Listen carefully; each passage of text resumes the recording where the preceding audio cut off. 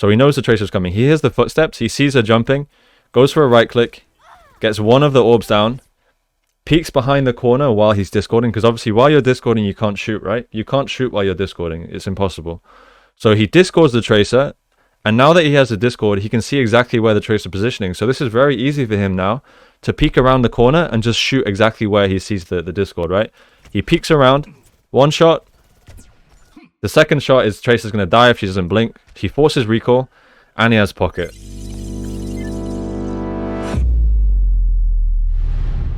Hello guys, what's going on? My name is Coach Hayes and welcome to another review. Before we get into the review, I want to say thank you everybody so much for supporting my channel. We've had a lot of growth on the channel recently.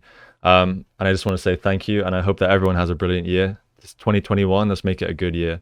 If you aren't subscribed, it would mean a lot if you could sub to my channel. I have quite a lot of people also watching who are not subbed. So if you would like to sub, go ahead and hit that bell and the subscribe button. Today we're going to be reviewing Kaan, the flex support player from the Paris Eternal. I believe right now he's rank 1 and rank 3 on the ladder. So obviously very impressive.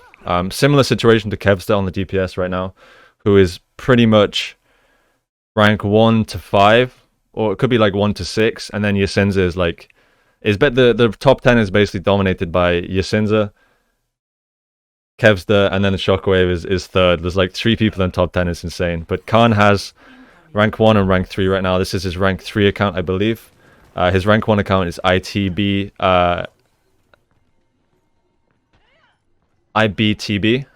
IBTB. Today we're going to be reviewing the Zen. Obviously, one of the most played flex supports right now is Zen. Typically, we're going to see Zen Brig, Zen Mercy, potentially Zen Bap if you're running double shield. No surprise that we're not seeing Baptiste in this composition because neither team has double shield. So we're going to see him on the Zen. First thing we always do when we review a game is we look at the composition. So we have team 1, Kaan's team running with a Zen Mercy support line, very standard stuff. Sigma and Hog, McCree and Echo. So I'd say this composition is heavily focused around poke and spam.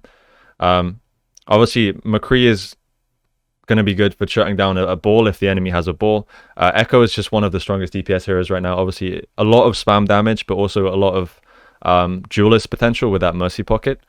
Hog, a lot of shield damage, a lot of shield pressure, and obviously the pressure from the hooks. And then Sigma, just a staple in the off tank position. Really solid main tank, one of the strongest tank heroes as of right now. For team 2, we have a relatively similar composition.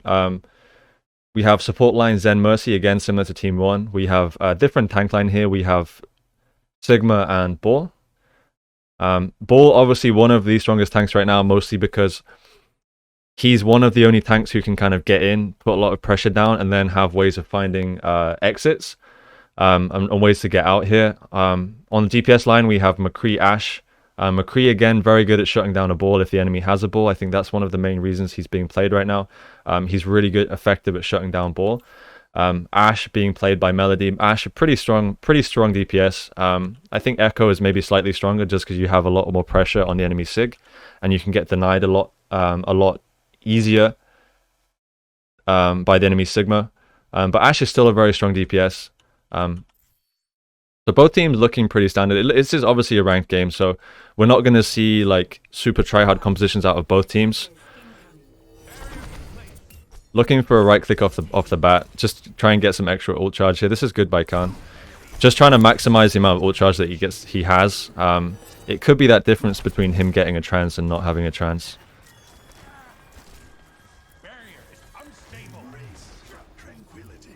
Leaving the orb there on McCree. This pretty much enables... I like this a lot because it pretty much enables the McCree. McCree is a glass cannon hero, so it's really nice that he's putting the orb on him because it just allows this McCree to be a little more aggressive in terms of his positioning, and he's going to be getting that constant heal. Taking an angle here at the back, just trying to spam. Still leaving the orb on McCree even though Sigma needs heals. I think this is good because mostly his Mercy can actually like deal with these his Mercy can actually deal with some of the heals. And also Sigma has that shield, so he's going to be regenerating the shield anyway. He hears the McCree flanking right side, but he's playing inside here. I like this position because he has the mini if he needs it, and he's kind of cutting off the line of sight that he has. If he plays in the open here, he has quite far to run to get the cover. So we saw him walk over here because it's much more of a defensive position. And if someone does flank from here, he's going to have a much easier time, obviously avoiding that line of sight. He hears the McCree flanking. He pushes with his McCree. Good player 1 gets taken down.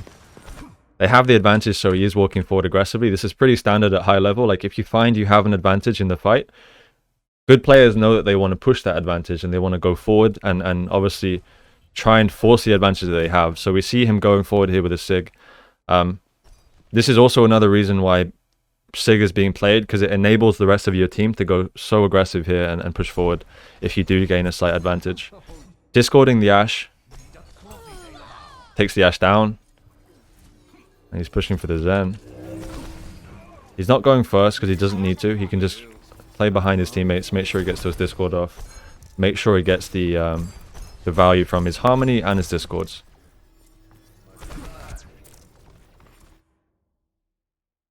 Can I explain why he left click so often? I was taught to right click most of the time until ult. Basically, he's optimizing when he's trying to go for a kill and when he's just trying to farm ult. That's the difference between when he's left clicking and when he's right clicking. So, for example, we saw him there like briefly. He's left clicking here because obviously the Ashe is peeking in and out of cover, so it's just one orb that's going to hit, not necessarily all of his orbs. He's going for the kill here, and left click is just the best option for that. In this situation here, when the enemies are coming from spawn, he's right clicking there because he wants to get a pick. Obviously, that spot is a common position where the enemies are going to come through, so there's a chance he could get could win the lottery and get that right click. From here, he sees the shield is in front of him, so he's going for just straight up left click damage. I believe left click damage is, I could be wrong about this, but I feel like left click damage is more DPS. It's more consistent DPS. So he's just going for that left click damage on the shield to break the shield, and then when McCree is not behind the shield, he's going for those right clicks. Oh, he does get flanked by the ball.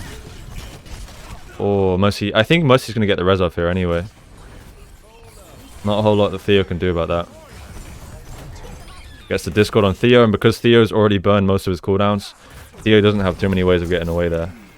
Gets a huge Discord on Zen there. Like, this is a huge Discord, because this basically means that if anyone gets any shots onto this Zen, he's going to be in trouble.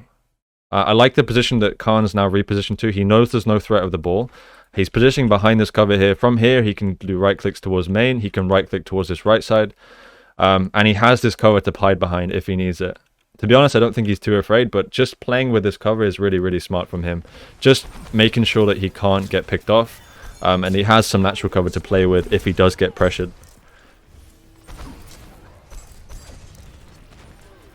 Again, still playing behind this cover. He needs to be very careful now because they've taken this high ground. So it's a little bit sketchy at this moment. He's keeping his orb on the Mercy here.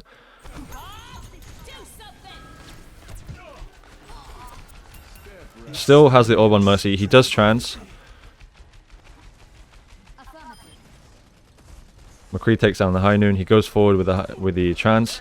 Trance is about to end, so he's now going back. He has no Mercy now, so he needs to be very, very careful. And the McCree is flanked. He's in trouble. Oh my god, he hits 2 of those shots. Almost kills the McCree there.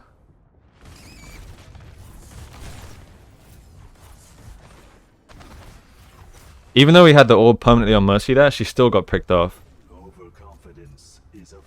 To be honest with you, like, in this composition, there aren't a whole lot of scenarios you can get a lot of value from trance, because McCree is relatively, like, bursty damage. He's going to probably hit a headshot and then one left click.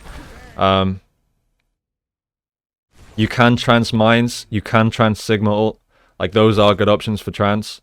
Aside from that, there aren't a whole lot of good opportunities where you can use trance aside from, because they have like quite a lot of burst damage, especially if they're now back on the Ashe. So I'd say using trance for Sigma ult or Sigma or the Mine Seer is probably most important.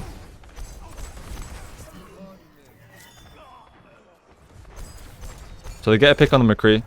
He's now taking the high ground. This is very, very obviously standard position from him. This is good position. For you as a Zen player, you want to be getting yourself into positions where you have good line of sight, where you can orb, you can discord, and you have relatively safe position. That is the ideal situation for a Zen player. He wants to get into these positions where he is safe. Well, obviously, if he plays in a position like this, he's going to have this cover here to play behind. Has a lot of natural cover here to play behind. He has the best line of sight here for discords, orbs. So I like the position here from Kaan. Gets the orb on the Mercy there because he sees the ball is pressuring. This is just good awareness, and like this is something that you will eventually get as a support player, and I'll explain this like thought process to you. So as a support player, you always need to be aware based on the position of your teammates who is in the most danger. So if I pause it here, this is fairly straightforward who is in the most danger, right? Because the Hog is low HP. The Hog is low HP, so he's obviously the one in most danger. Now if we go forward a little bit here, who now is in the most danger based on position and health? Obviously it's the Mercy, right? So Mercy is in a dangerous position. But imagine that this Mercy is not actually in this position here. Imagine the Mercy is over here, behind in a safe position. She's going to res, she's going to regen, she's going to be fine. Now imagine there's a McCree somewhere like this. You need to think about who needs heals in terms of who is in the most dangerous position, not necessarily who is the lowest on your team. It needs to be a way of thinking like, okay, who on my team is in the most dangerous position, and who needs my attention like immediately. Obviously in this frame it's going to be the Mercy because she's low and she's getting pressured here by the ball. So he instantly throws the orb off the Hog straight onto this Mercy and manages to keep her alive and healed up. And obviously Mercy with that self-healing from Mercy and the orb, she's going to heal up very, very quickly. Gets the discord straight onto the Mercy. Oh, really nice shot there, actually. That was a difficult shot to hit. He gets a fadeaway shot on the Mercy as she's flying away, which is nice. Going back to the right clicks here, trying to throw off those right clicks. He looked for the 2 orb there because I believe he had the damage boost. So 2 of those headshots is going to take out the Ashe. He does rotate away from this window now because he sees that they're getting across. So he wants to find a better angle here where he can actually pressure as they're coming across the bridge. Cheeky little angle there through that window. Gets hit by the dynamite, so he's not peeking aggressively. Very, very low on the rotation there, so he's also going to play defensive here. But again, we see that he's still controlling the high ground nicely here. We might see him look to trans this. Yeah, we're going to see him trans.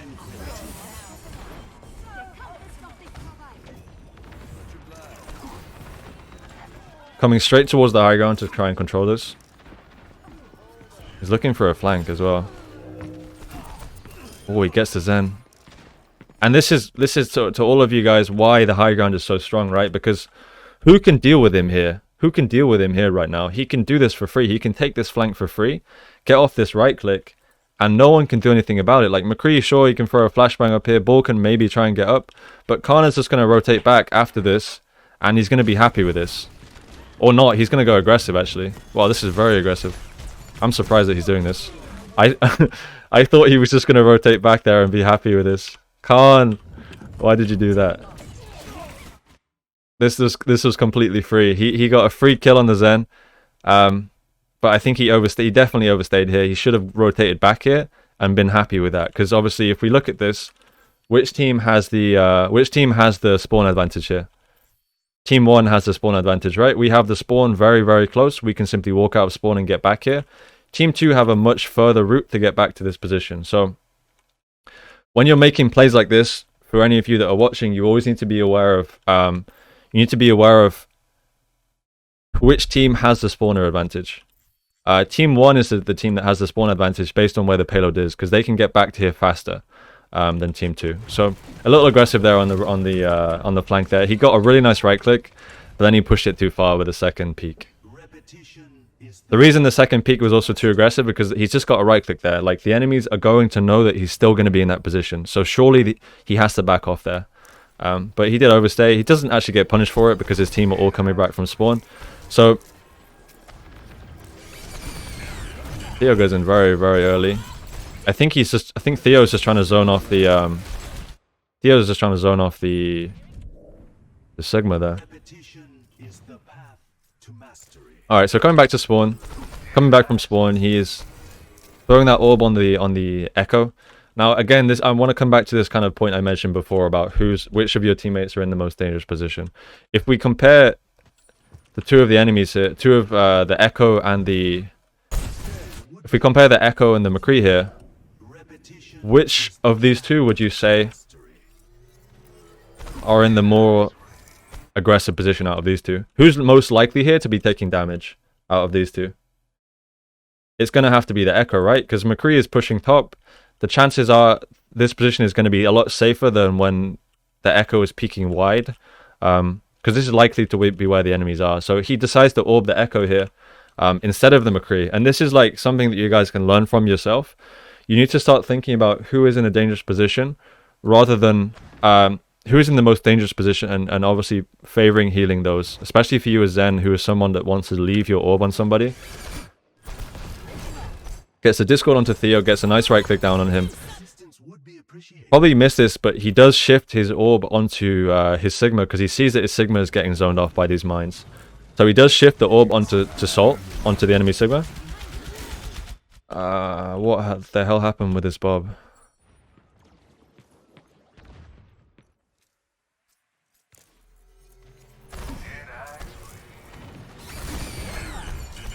What the hell happened with the Bob there? Ah, you got hog ulted. Dude, the hog literally entered. So Kaan manages to avoid the Bob. Kaan is now taking top. 6 orb onto Sig because Sig is low. I believe we're gonna see him shift the orb over to the McCree because McCree is the one taking the most pressure. He instantly starts rotating back here. Instantly starts rotating away.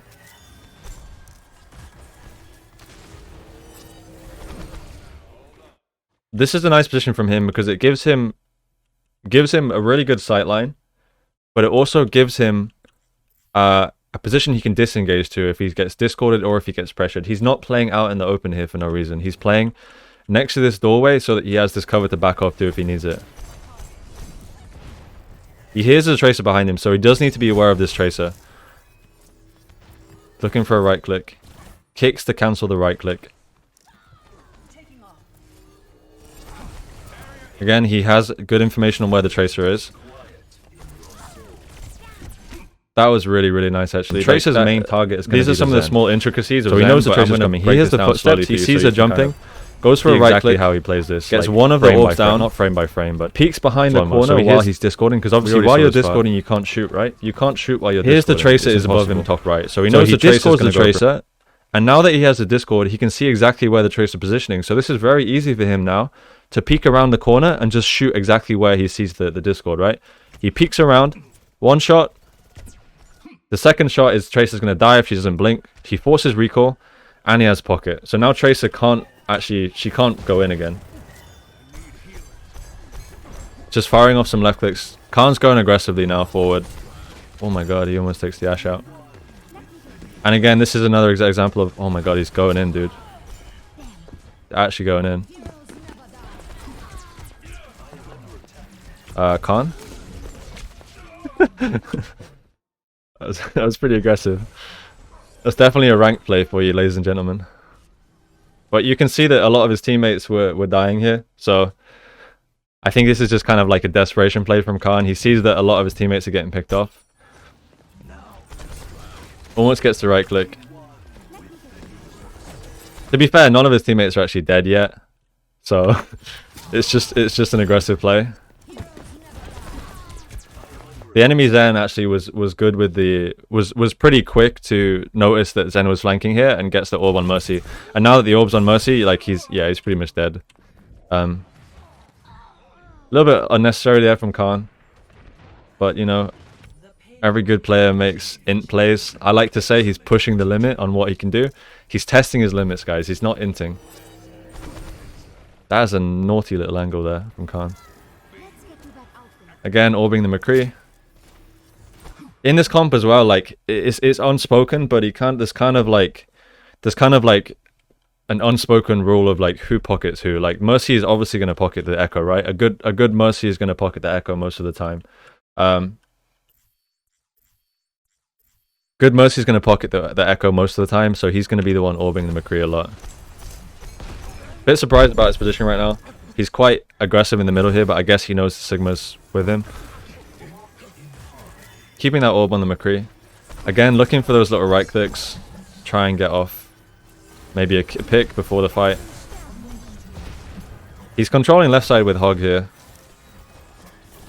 And if we kind of look at this map and break down the map, if we look at this map and break it down, like, what do we see? We see 3 different choke points here. We see 1 choke point on the right side, 1 choke point in the middle here, and then 1 choke point on the left.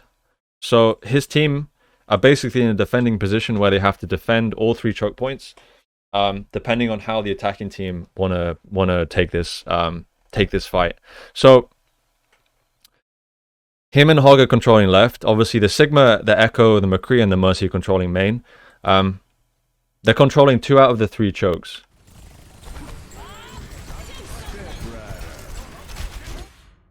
And in the higher levels of Overwatch, you're gonna see teams trying to attack all 3 of these choke points, because they understand, like at the high level, players understand that if they try and stuff 6 people through this middle choke, and the defending team has complete control of all of this space, that the attacking team are obviously at a disadvantage there, right? If they're trying to push 6 people through a small choke point, they're going to have a disadvantage because the defending team has a lot more space to work with.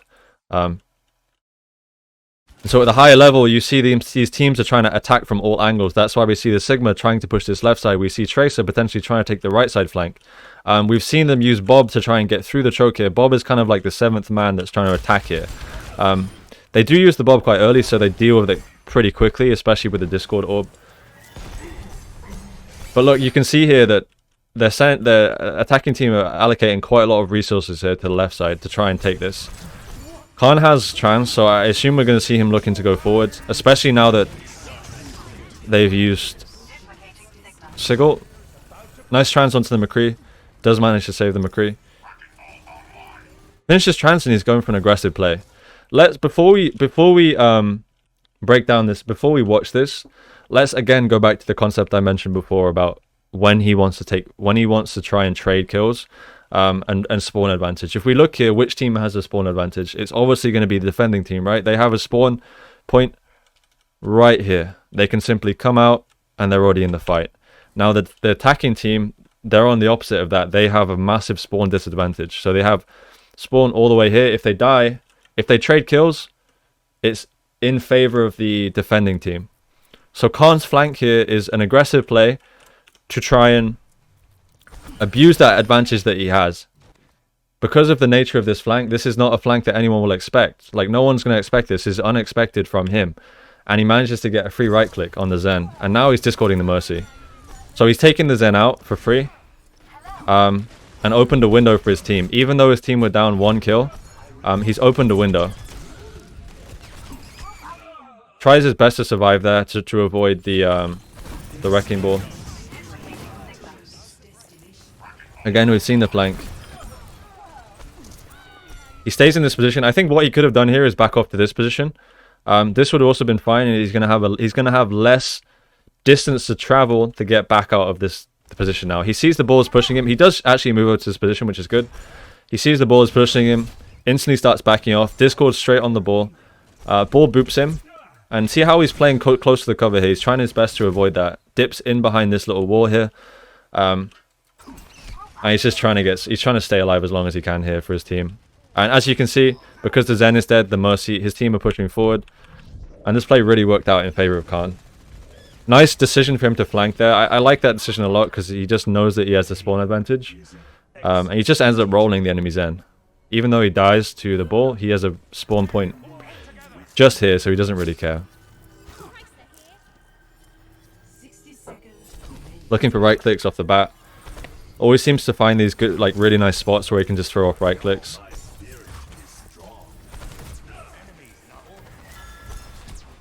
He's not overstaying too long there, because obviously Sig is aware of him. He defaults to the left side position here. I think this position just gives him really good line of sight, and he can also play with this cover here. So I like this spot a lot. He sees that Ashe is aware of him, so he switches to the right side. Sees that Ashe has gone back. He hears a used coach gun, so he's now looking for those right clicks. Ooh, that's really nice actually. He sees his ball is about to slam down, so he knows the position the enemy Sig is going to go there. You saw that? He's like already aiming where he thinks the enemy Sig is going to be after the power drive. And these are all the small details that kind of like go into like the way he's playing the game. He's thinking about these small actions and how like he can maximize the damage he gets from like what his teammates is doing. So he sees his ball is going in. He sees the ball is going to slam, so he knows that this Sig is going to get lifted up. Gets the right click, gets a lot of damage down onto the Sig, and Sig ends up dying. It's a really, really intelligent play there. Just looking at the way his teammates are playing and kind of like reacting to that and playing accordingly. Now that he's killed the Sig, he is walking forward more aggressively. Gets the Discord onto Theo. Predicts where Theo's going to land because everybody knows where the ball is going to land. He does start getting shot by the Ashe.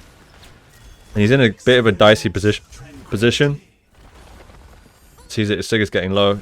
Also, like, he's also getting a lot of value from Trans here because he can break the mines.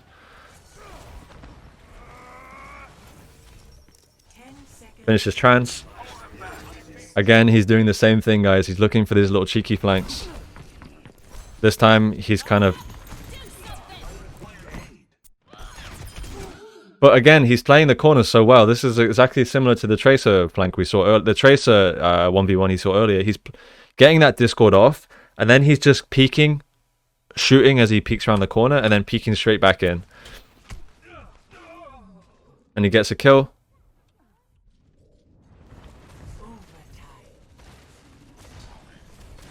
So he gets a kill. They do get the res off. But during that time, like, he's buying time from the enemy team. And they actually do end up capping. Quite aggressive plays from Kaan. Like, but this is the kind of thing you can honestly get away with in ranked, because teams are a lot less coordinated. So we do see him get away with that. Initiating match. Ready for battle.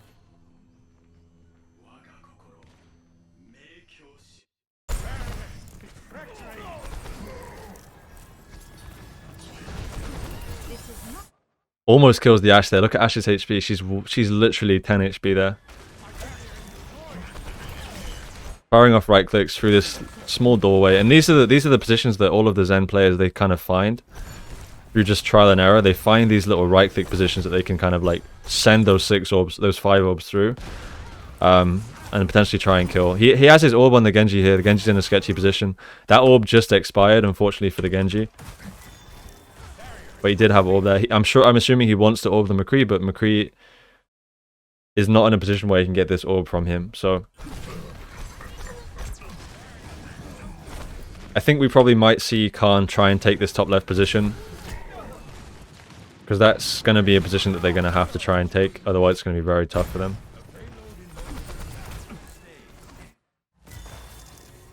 Okay, he seems like he's just trying to push the tanks. Going quite aggressive here, looking for right clicks. Oh, he's so dead.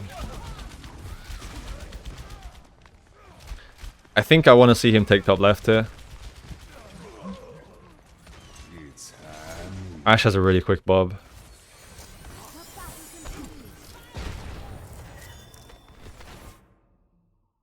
Team compositions are looking kind of similar. Like, I believe Snoop was on the Echo last time. He's now on the Hanzo. Oh, he just takes the Zen out for free. He just takes him out. No way he's gonna kill the Ashe. Okay, so he takes the Zen out from this angle here.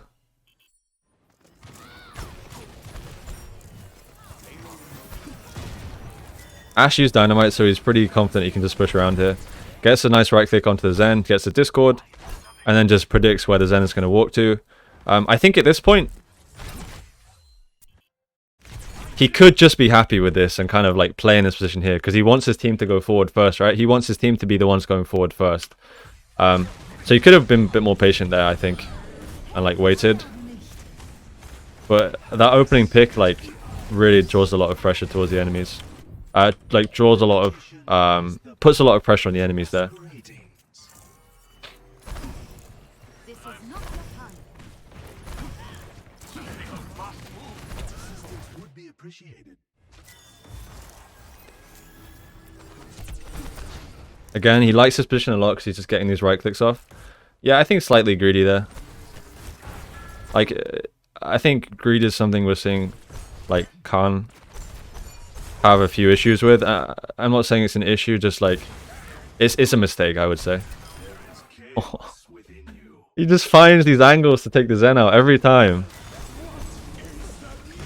Just finds those little angles, gets the Discord onto the hit of the Sig. Obviously that Discord is going to help with the damage from his team Sigil. And he has a pick here, so he's going forward. Gets the Discord on the McCree, plays behind the cover there. Even though he gets the flashbang to the face, he can hide behind the cover.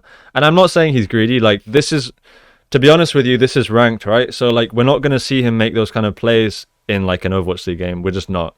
Because this is ranked, the players are so good they can push the limits on what they can do because people generally don't punish them. Takes the Zen out again. He trances because he's in an aggressive position here. And he kind of he's forced to trance, but the trance is also decent. Turns around, gets the orb onto his... yeah, he's killing everybody. He makes it look easy. What team is Kaan on? Kaan is the new flex support for Paris Eternal. Enemy seen. So he's pushing payload. I'm assuming we're going to see him take top right here because that's a really strong position for him.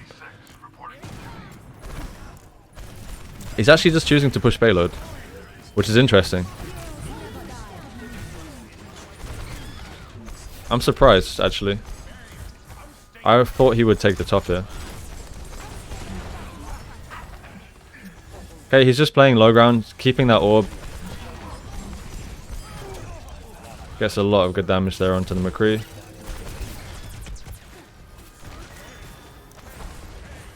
Trying to get that orb onto the McCree. He does get onto the Ashe. He does get the orb onto the Ashe. And this is one of the staples of like how you play Zen, right? You play, because you're playing with a projectile, you don't have to be actively looking at the enemies to get that shot off. You can peek, take a shot, peek behind cover, and this makes it a lot harder for them to kill you, right? Because you're just peeking out, getting a shot, firing off a shot, and then you're peeking back. And here he's just trying to land any headshots he can on this Ashe to try and take her out without too much risk of himself dying. It's relatively risk-free the way he's peeking the corners here. Sees his Mercy's in a sketchy position, gets the orb straight onto her, really, really clutch orb there. The Ashe is in a dangerous position now, so he's peeking wide to try and orb her. He does orb her. And his team are having some issues here with trying to take this top. This top is going to be... This top is a kind of like an issue right now for them. And this is one of the reasons I was expecting him to take the top right here, because this is a position that his team are going to have to deal with at some point. But he's mostly just choosing to push payload here, to be honest. Oh. And there goes Sigma. And this is interesting because after the interview, we know that he likes to play aggressive, right? We know that he likes to play in these aggressive positions. He's a fan of Jonak. You got to wonder how much of like Jonak's style is rubbed off on him, and like he's playing this way. But he is playing very nicely knitted inside the team. So again, I'm happy with this trance, right? Because the enemy has Bob. This trance is going to be, like I said, there aren't that many opportunities in the enemy comp where you can have a good trance. This is a good tempo play so that you can simply just like, they can win this fight securely. And they should be able to win this securely. Again, and playing behind a Sigma so that you can pressure. Oh, it's so satisfying to watch, actually. He just deletes the Ashe, gets the Discord, gets the headshot. Den is definitely one of the funnest characters to watch. It's such a pleasure to watch.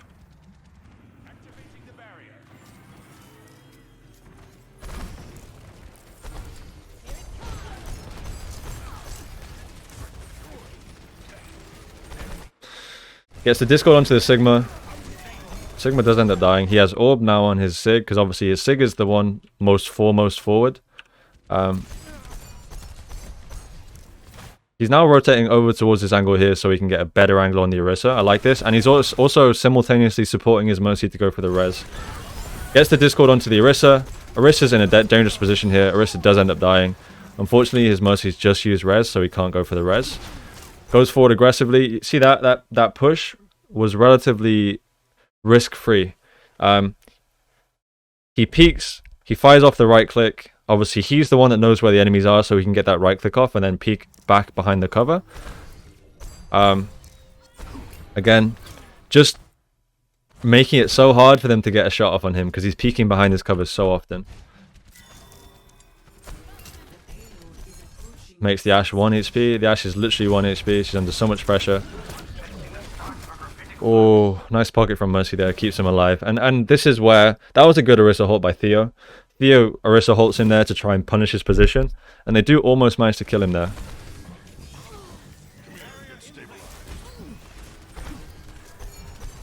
Switches the orbs and Mercy. And they get a lot of pressure. The enemy use Sigil. They eventually have to back off there.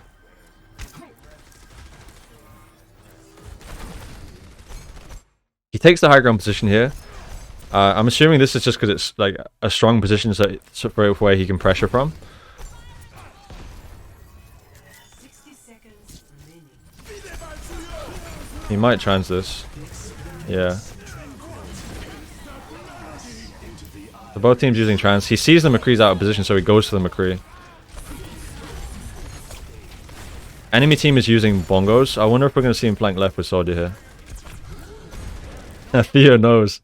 Theo can see it, dude. You saw that? Theo was looking like, where's Kaan at? Where's Kaan? He's afraid of the flank. And so you saw that the Zen was like blocking off that flank. So Kaan has switched over to the right side now. Kaan has now switched to the right side. If Kaan tries to go through main, he's going to have a tough time because this is where all of the spam is coming. All of the Orisa pulls are coming. All of the McCree damage. All of the Ashe dynamites. Everything is coming through here. So he's trying to find angles here where he has a safer position where he can pressure from. Good Discord onto the Orisa. And even though he goes aggressive, he gets that Discord off and they manage to get it. Nice use of positioning there by Kaan. He checks one side to see if the flank is available. He sees the flank is not available. He doesn't just wait there patiently and try to go for that. He switches to the other flank and he makes that flank work as well with his Ashe. And so he understands this concept of like choke points and understands that if he tries to go through one choke point with 6 of his teammates, his team are going to get steamrolled.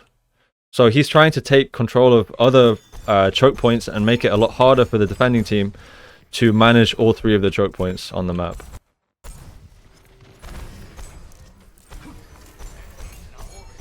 Team composition looking quite similar from both teams. Snoop is now on the Soldier instead of the Echo, but relatively similar compositions.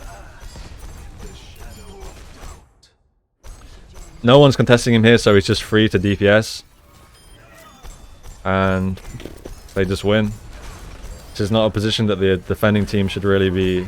the attacking team should really be losing here. But they do. Just a nice position for him, just like pressuring here. And like, he's relatively uncontested. No one's shooting him, so he's just free there to Discord and DPS and shoot them when they're crossing.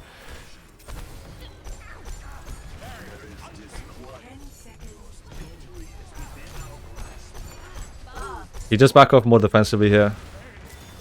Already 25% off that trans. He's farming such a quick trans here. He has his orb on the Sigma, because Sigma is foremost in the most aggressive position. And just firing these orbs down this lane here. Down this small lane. He has trans. We see him move forward with trans. This is a common move from him. He gets the trans. He starts moving forward aggressively because he wants to get value from that trans. And he knows that if he gets pressured, he can just trans. He does get booped in by Theo, so I don't know if this trance gets a whole lot of value. Again, he backs off, he's playing this lane, he's getting so much pressure down on this Sigma. Sigma's having a tough time getting through here, because his shield is constantly pressured out. So he's choosing to just instead of going for right clicks here like aggressively, he's choosing just to put pressure on this Sigma shield. Mainly because this is going to stop Sig from pushing in and obviously stop him from moving that payload. Yeah, nice sigil from nice sigil there from Please Go Bunker. He does take the Sig out and ends up he does take them both out, and I think because of the overtime spawns they're going to get this. Overconfidence is a flimsy shield. The payload has reached the checkpoint. Tactical points are active.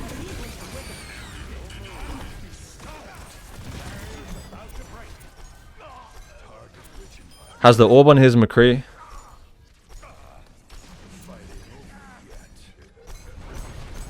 Because his team have a lot of ults here, this is kind of like just a situation where they have ult advantage. Just getting some good discords off there, good pressure.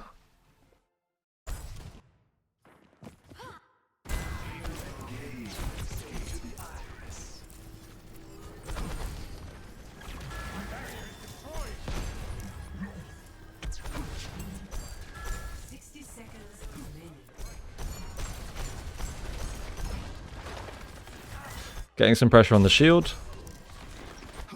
Has his orb on the Hog, who is on the flank. Good orb usage. He always has the orb on the correct target. The target that is going to need the healing the most. Like, he's always actively trying to orb those people who are in the most dangerous position so that they're going to have that orb support when they do get pressured out. Again, Sig is the one who needs the orb the most here because his teammates here, like, they've dealt with all the threats. Sig is the one pushing the threats. So he orbs the Sig. And this might look super obvious, but he's so consistent with it, which is really nice to see. Looking for those right clicks, potentially get a pick off the spawn on the Zen. And I think because they capped, they have like 152 to push here. I don't know if they... Yeah, they can't get it. Actually, super impressive stuff from Kaan. I'm really impressed with this player. I like his play a lot. I think, aside from a few moments where he went very aggressive, he displays he has a really good understanding of like a lot of like higher level concepts in Overwatch. His mechanics are cracked. His orb usage is really good. His discords are consistent. His positioning is good. You can see he's really comfortable on Zen. I like this player a lot, and I'm very much looking forward to seeing him play next year in Overwatch League, or this year in Overwatch League. We're in 2021 now. I keep forgetting, but I'm very much looking forward to seeing Kaan play in Paris. If you guys did enjoy this video, I'd really appreciate if you could drop a like on the video and also maybe consider subscribing. If you have any players you want me to review next, like, drop me a comment and let me know who you want me to review next. Thanks guys for watching, and I'll see you in the next video.